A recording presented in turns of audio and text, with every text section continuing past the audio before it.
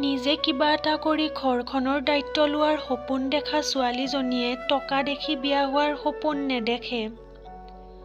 শিক্ষিত হৈ যদি ভুলক ভুল আৰু শুদ্ধক শুদ্ধ বুলি কোৱাৰ সাহস নাথাকে, তেনেহ'লে আপুনি সমাজৰ বজাৰ বাহিৰে একো নহয়।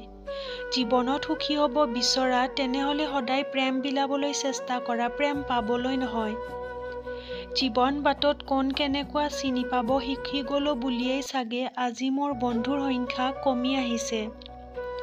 অযোগ্য মানুহক যোগ্য কৰি তোলাটো সম্ভৱ, কিন্তু বিশ্বাসঘাতক মানুহক বিশ্বাসৰ যোগ্য কৰি তোলাটো সঁচাকৈয়ে অসম্ভৱ।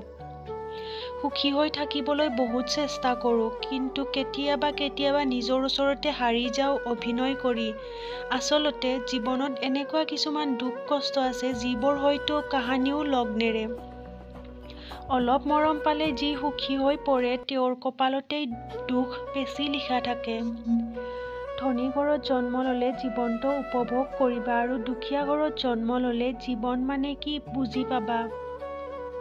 ক্ষমতাতকৈ বুদ্ধি বেছি কামত লগোৱা, কিয়নো ক্ষমতাই যুঁজিব শিকায় আৰু বুদ্ধিয়ে জিকিব।